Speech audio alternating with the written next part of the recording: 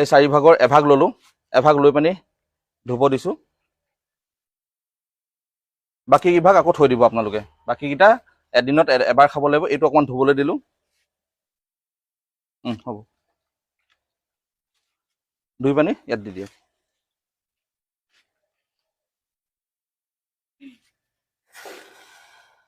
পানীটো সেইমতে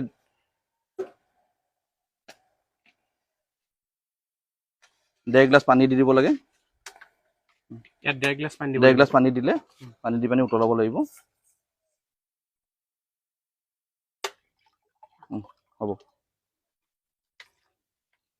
লগতে আমি অকমান ডালচেনি দি দিব পাৰো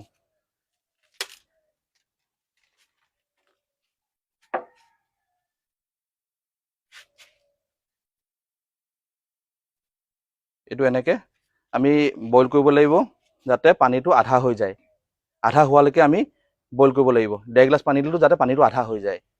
ঠিক এনেদৰে বইল কৰিম এনেদৰে বইল কৰি যেতিয়া পানীটো আধা হ'ব তেতিয়া আমি তাক সেকি পানি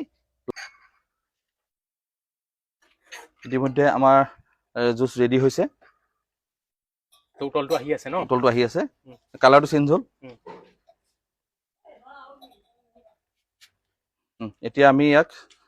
হেৰি কৰিম সেকিম